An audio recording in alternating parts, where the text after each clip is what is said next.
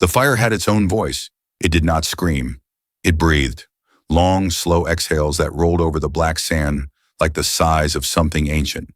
The wreckage of the shuttle pod lay twisted in its throat, burning hot orange against the ash-colored dunes. Wind carried sparks into the air, painting the horizon with falling stars that never reached the ground.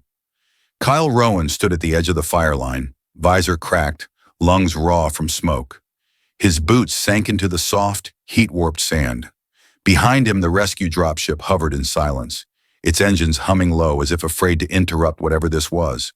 He should have called it in, should have waited for the team, but something had pulled him forward, not a sound, a feeling, movement inside the crash, a survivor. The scanner on his wrist flickered, one life form, weak, fading. He moved. The flames parted slightly as he approached the wreck, the metal hull still hissing with heat. He crouched low, slipping between what remained of the outer plating. The pod was nearly gutted.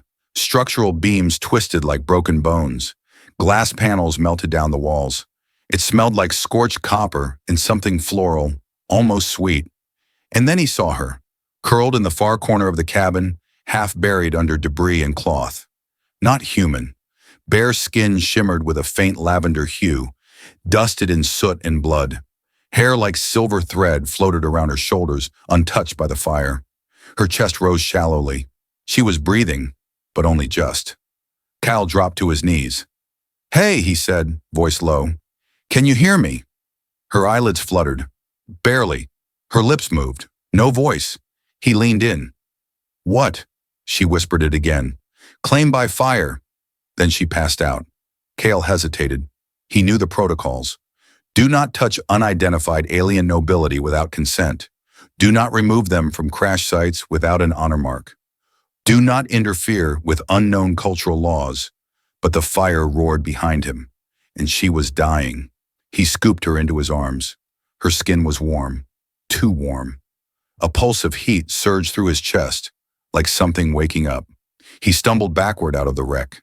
The flames reared high as he stepped free, then collapsed behind him like a curtain falling shut. He carried her across the sand, and the wind carried her last words with them, claimed by fire. They reached the medical bay just before midnight. She was stabilized. He was debriefed. No family ID codes, no broadcasted claim, just her name, spoken once as she slept. Sivara. The medics said she would live. The diplomats said she was highborn. But the priest that arrived from orbit said something else. He examined Kael's wrist, where a faint mark had appeared. A swirl of light, a trace of heat, and he frowned. "You touched her?" Kael nodded. "I pulled her from the flames." The priest stepped back. "Then you are bound." Kael stared at him. "Bound to what?" "To her." The priest's eyes darkened. "You have invoked the right of fire bond. She is yours now. Unless you release her before she awakens, before she speaks your name." Kael looked at the room where she slept, alone, alive, and he said nothing. Outside, the fire still breathed across the dunes, and something older than law had already begun. Kael had faced combat. He had flown rescue missions through plasma storms. He had been shot at, burned, once even frozen for 12 hours on the edge of a moon with no name. But nothing unnerved him like standing in front of a tribunal of 3 alien elders in a room made of glass and gold. They sat motionless above him in suspended thrones, their eyes glowing faintly behind thin veils of white light. Below, Kael stood alone, the pulse still thumping gently under his skin where that strange symbol had appeared on his wrist. He had scrubbed at it, scanned it, even tried to neutralize it with a military dampener. It stayed, always faintly warm, always there.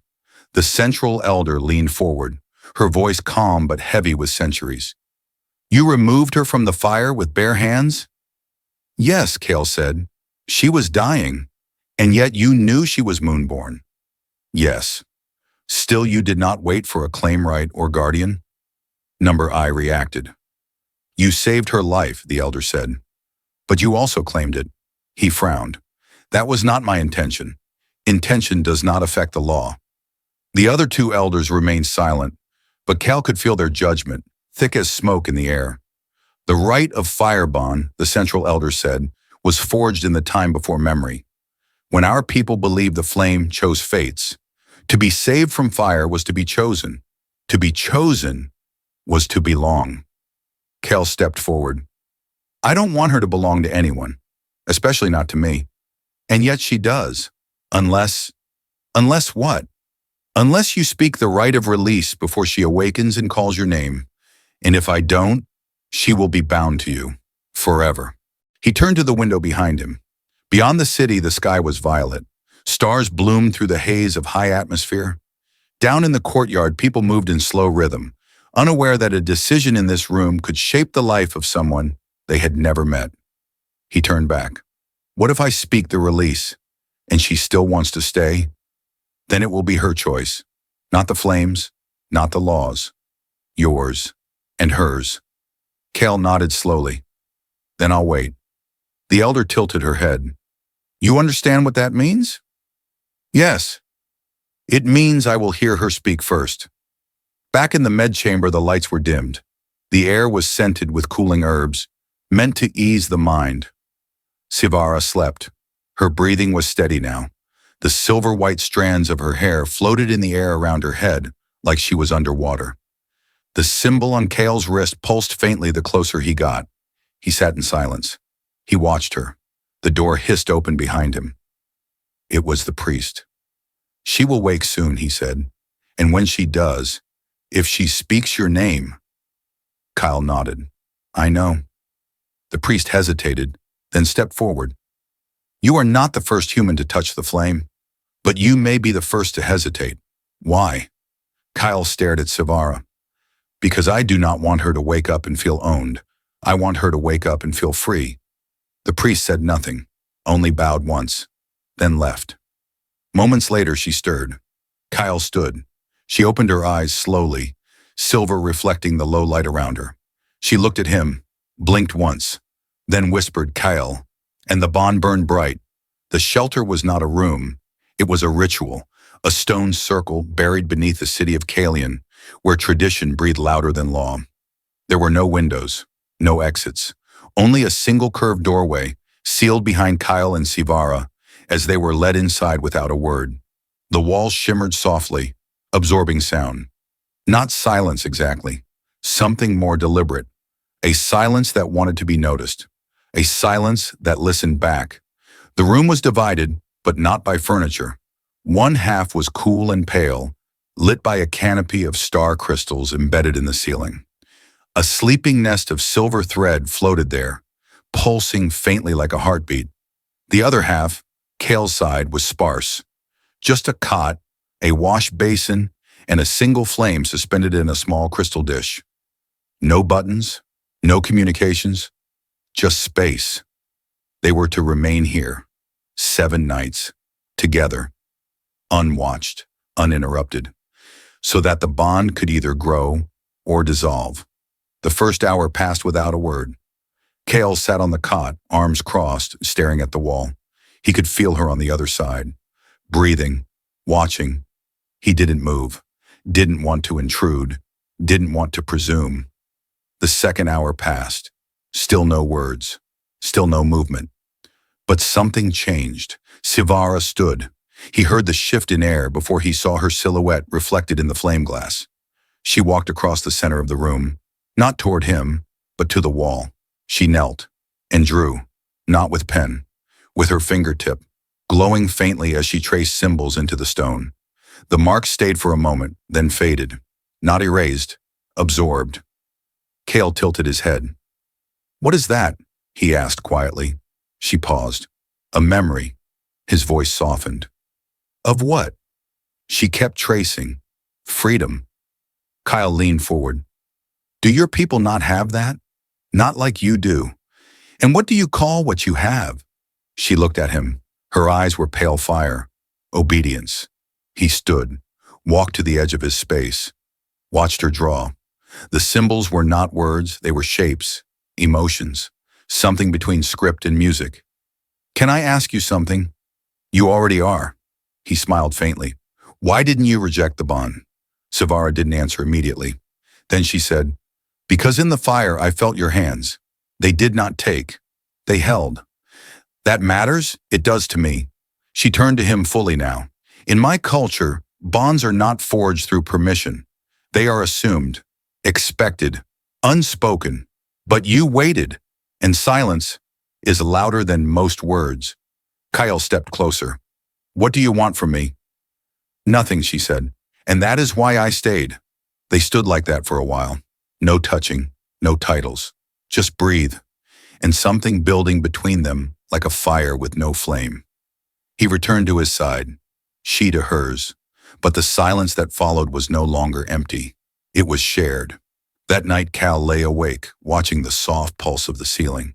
He thought of the rules, the consequences, the eyes waiting outside to see if they had become what the law demanded. But all he could think of was the way she had said nothing and made it mean everything. The fourth night was different, not because of anything they said, but because of what they didn't. Kael woke in the dark, the flame in his corner flickering low. The silence pressed around him like a warm fog. No alarms, no voices, just the soft sound of breathing. Not his. Heron, he turned. Sivara wasn't on her side. She was sitting in the middle of the room, cross-legged, eyes half closed, her hair drifting around her like a slow-burning halo. He sat up. Couldn't sleep either. She opened her eyes. Not since the bond settled. What does that mean? She tilted her head. I can feel your thoughts. Not clearly, not like words, but shapes, temperatures. You dream like someone who has learned to survive by pretending not to want. Kael didn't answer. He didn't need to. She continued. We don't have a word for waiting in my language. He blinked. Really? Not exactly. We have words for stillness, for silence, for restraint, but not waiting. Waiting implies hope. We were taught never to hold hope in open hands. It is dangerous. Why? Because it cannot be controlled. He stood and walked toward her, stopping just short of the center line. So why are you waiting now?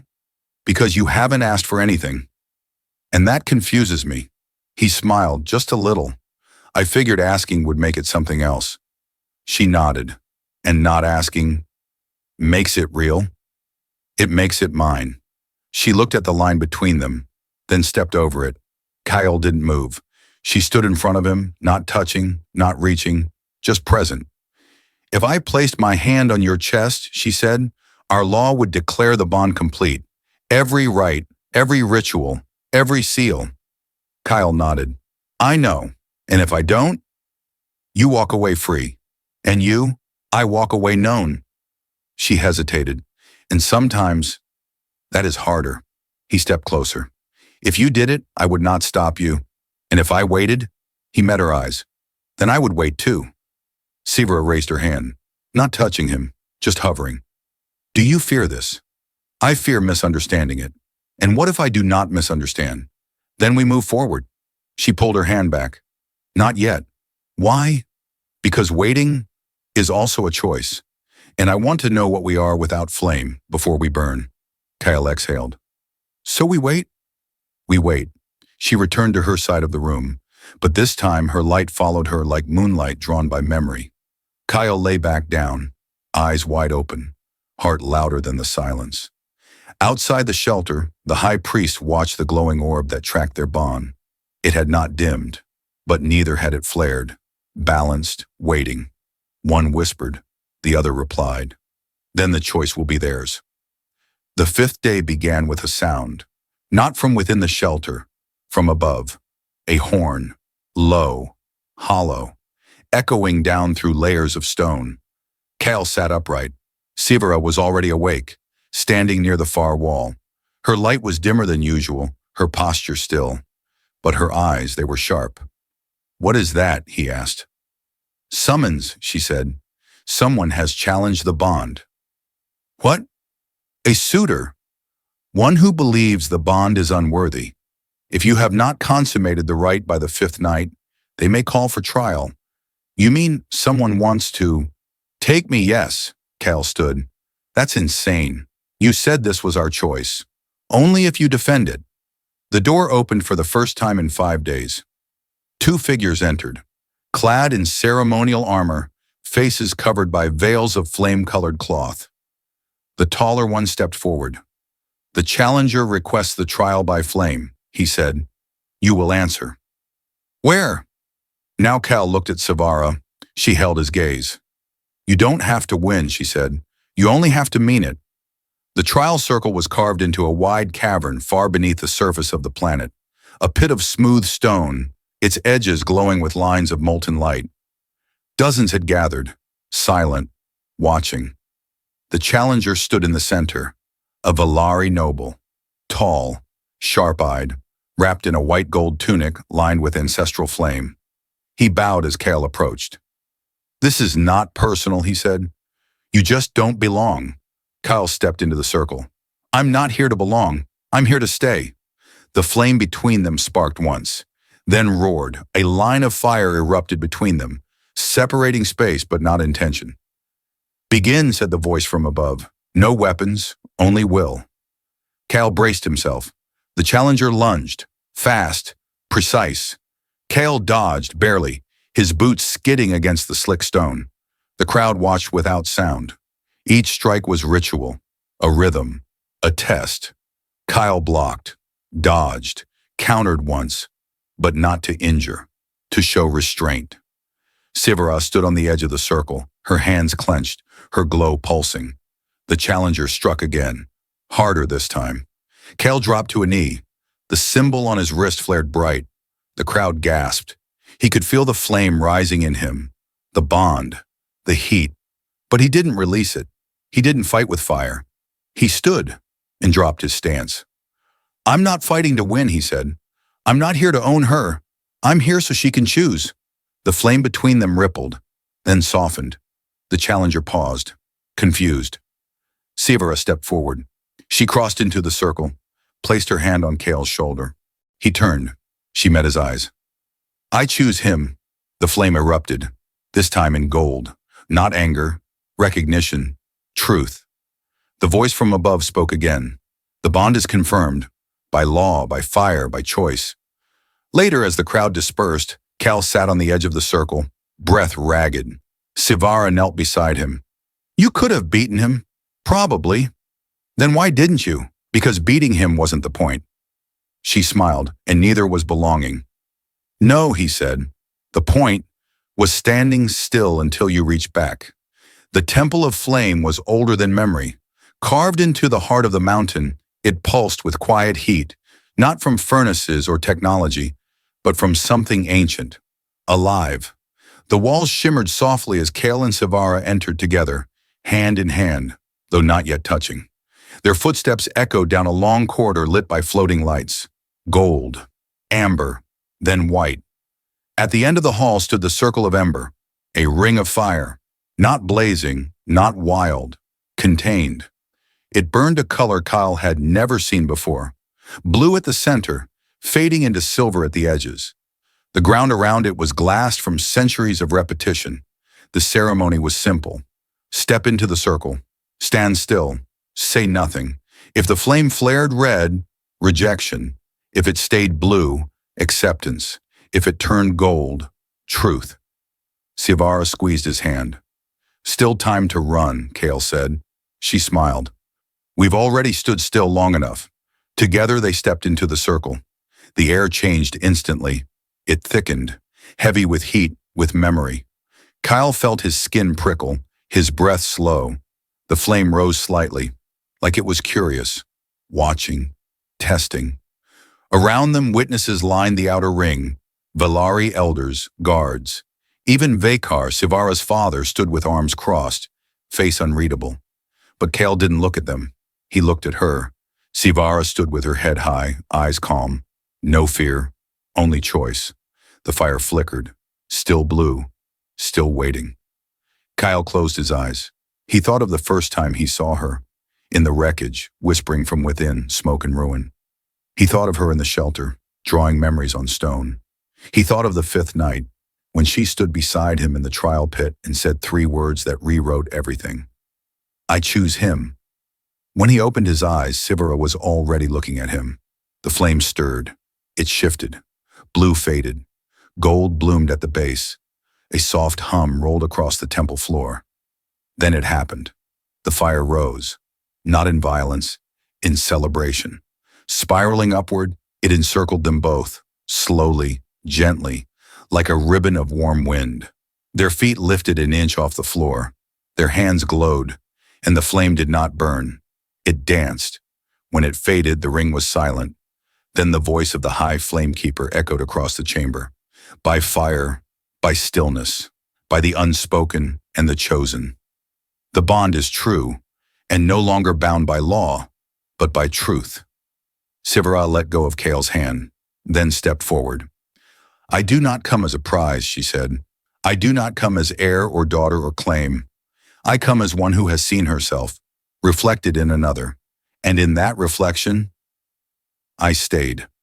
Kael stepped beside her. I did not rescue her to win something. I did not wait for her to owe me. I stayed because she reminded me of who I am when I'm not performing for anyone. The flamekeeper bowed. Then so did the rest, even Vekar, though only for a moment.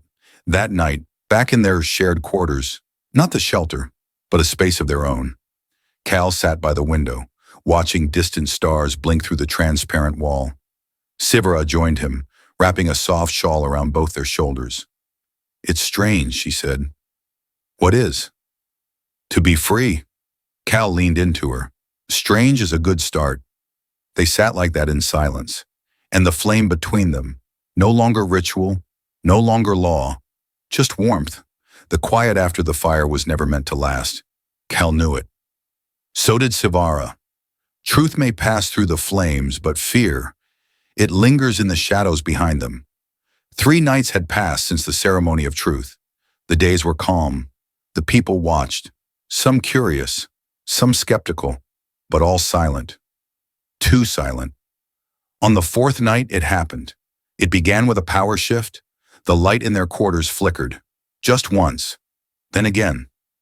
Sivara froze mid-step, a bowl of steaming leaves in her hands. Did you feel that? Kael nodded, already moving toward the window.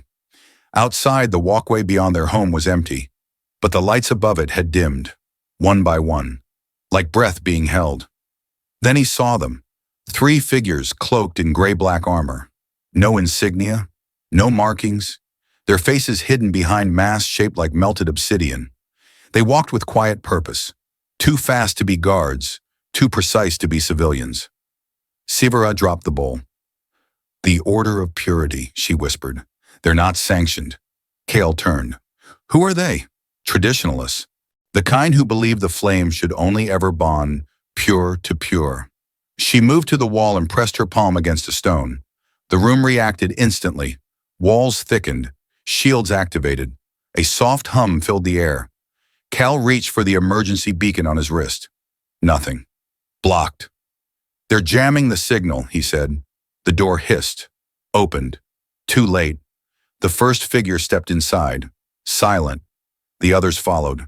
Kael moved to shield Sivara. Get behind me. No, she said, stepping beside him. Not this time. The lead figure raised a hand. We come for the flame, he said. The voice was warped, filtered through a modulator. It does not belong to you. Kael stood firm. It belongs to no one. It lives where it is chosen. Wrong. The flame obeys blood. It obeys strength. Sivara's eyes glowed faintly now. You fear what you cannot control, and fear is the enemy of truth. Another figure lunged. Fast. Too fast. But Kael moved first. He caught the attacker midair, slammed him into the wall. Sparks flew. The mask cracked. The second rushed forward. Sivara stepped into his path, raised her hand. Light erupted. Not fire. Memory. The attacker staggered, clutching his head. He screamed. Echoes of her past flooding into him like a river let loose. Shadows, chains, rituals. She showed him everything, not to punish, to reveal. The third hesitated, and that was enough. Kael tackled him, pinned him down.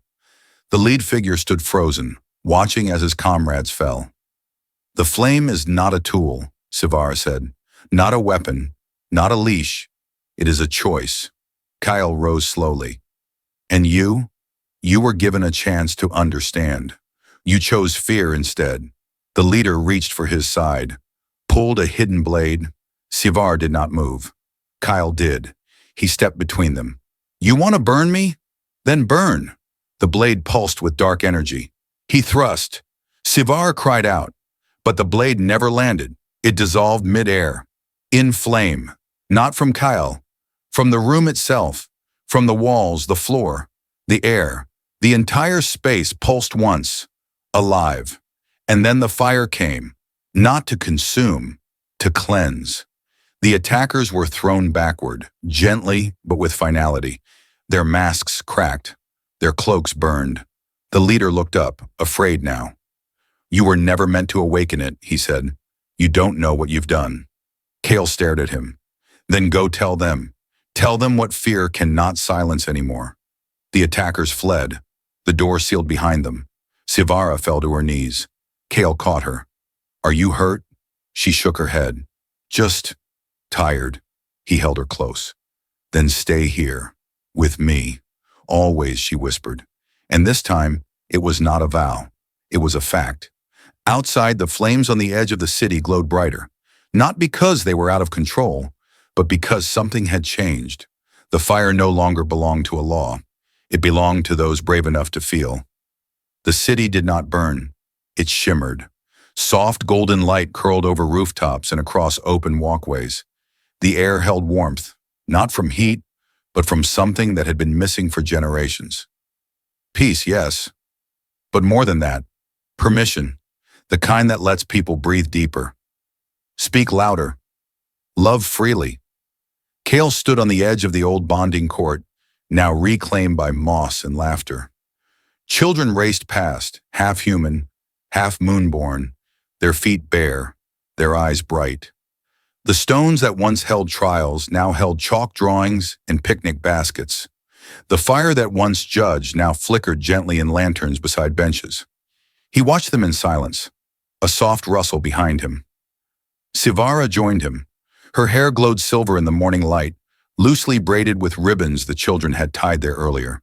She wore no crown, no robe of title, just a shawl of woven flame threads, a symbol not of power, but of truth. You are quiet today, she said. He smiled, just watching history forget itself.